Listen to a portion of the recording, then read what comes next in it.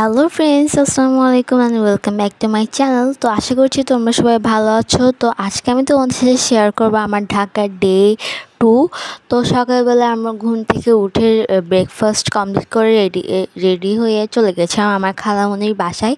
তো ওখানে আমরা কিছুক্ষণ বসলাম, ওখানে লাঞ্চ করলাম এবং লাঞ্চ কমপ্লিট করে এখন আমরা বের হয়ে গেছি। আমরা এখন যাচ্ছি লালবাগের কেল্লা। তো আমরা ওটার জন্য আমরা এখন নিচে নেমে গিয়েছি।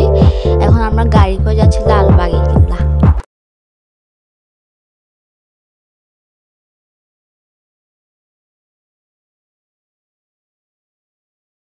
সো গাইস, আমরা লালবাগ পৌঁছে গিয়েছি। তো তোমরা দেখতেই পাচ্ছ কত মানুষ এখানে। তো তোমাদের সুবিধার জন্য এখানে আমি তোমাদেরকে একটা দোকানের নিচে ঠিকানাটা দেখাচ্ছি, মানে এটা কোথায়। তো আমরা লালবাগে পৌঁছে গিয়েছি। তো ওই দিন আরও শুক্রবার ছিল, ওই দিন গরম ছিল, আবার মানুষও অনেক বেশি ছিল, প্রচুর পরিমাণে গরম ছিল ওই দিন। তো আমরা এখন লালবাগের ভিতর পৌঁছে গিয়েছি। তো লালবাগ হচ্ছে যে আমি বাকি কখন খোলা থাকে জানি না, বাট শুক্রবার 5টা পর্যন্ত খোলা থাকে, মেবি আমার মনে নেই। তবে আমরা 5টার আগে বের হয়ে গেছিলাম। তো আমরা দেখো, এটা হচ্ছে লালবাগে হচ্ছে যে এটা একটা সুড়ঙ্গ। এই সুড়ঙ্গটি পুরো বুড়িগঙ্গা নদী পর্যন্ত অবস্থিত। তোমরা ভাবতেই পারছো এটি কত বড়। তো কিছুক্ষণ পরে আমি তোমাদেরকে গোপন সুড়ঙ্গের মুখটা দেখাবো, মানে এটা কোন দিক দিয়ে বের হওয়া যায় এটা। তো আমরা এখানে ঘুরছিলাম তোমাদের সাথে। তোমরা দেখতে পাচ্ছ কতজন মানুষ।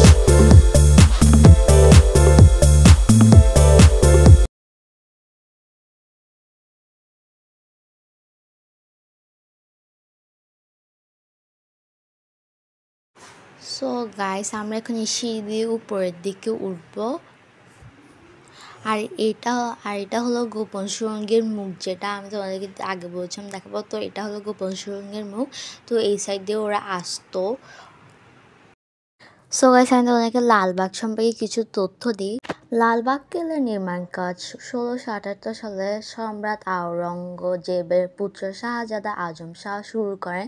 তিনি ঢাকার সুবিধার হিসেবে নিযুক্ত ছিলেন, কিন্তু মারাঠা বিদ্রোহ দমনের জন্য সম্রাট আওরঙ্গজেব তাকে দিল্লি ডেকে পাঠান, ফলে নির্মাণ কাজ থেমে যায়।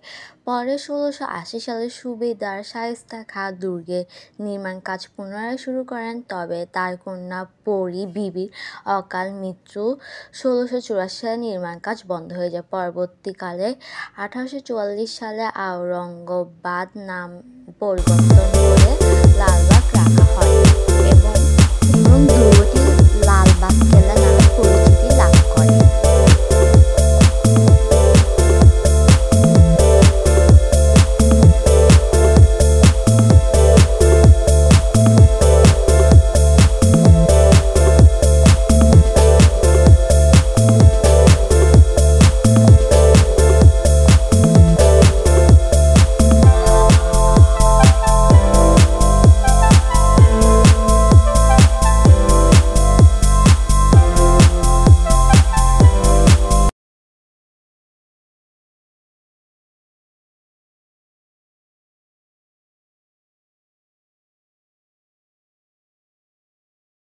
সো গাইস, তোমরা দেখতেই পারছো আমরা লালবাগ ঘুরে আমরা এখন আবার আমার খালামণির বাসায় চলে এসেছিলাম।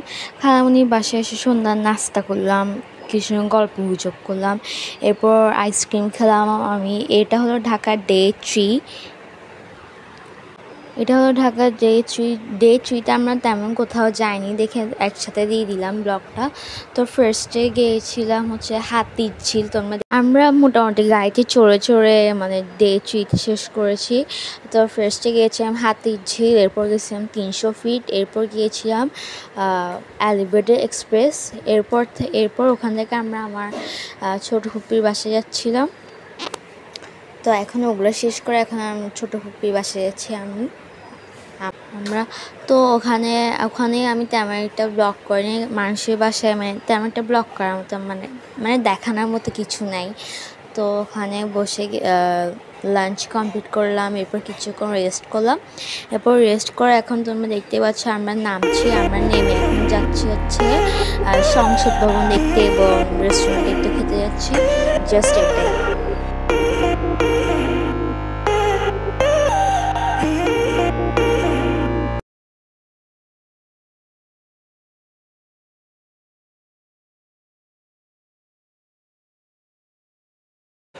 সো গাইস, এটা হলো সংসদ ভবন। এখানে আমাদের ভিতরটা ঢুকতে দেওয়া যাবে না, তাই আমরা বাইরে থেকে দেখছিলাম। ওখানে গেটে তালা মারা ছিল, তো আমরা বাইরে থেকে দেখছিলাম। তো তো সংসদ ভবনের সামনে আমরা অনেকক্ষণ ছবি তুললাম, এবার সবগুলো তোমাদেরকে আমি ব্লগে শেষে দেখাবো ইনশাল্লাহ।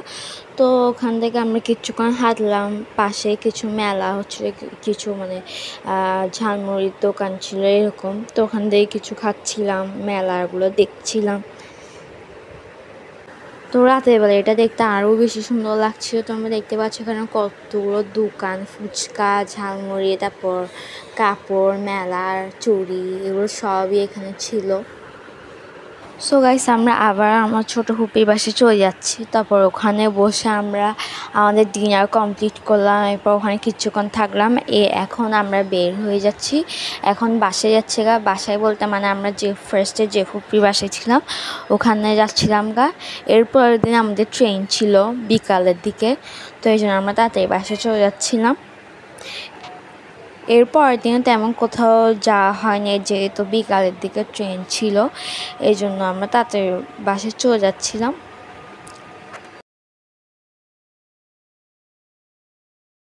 সো এরপরের দিনে আমরা কোথাও যাইনি।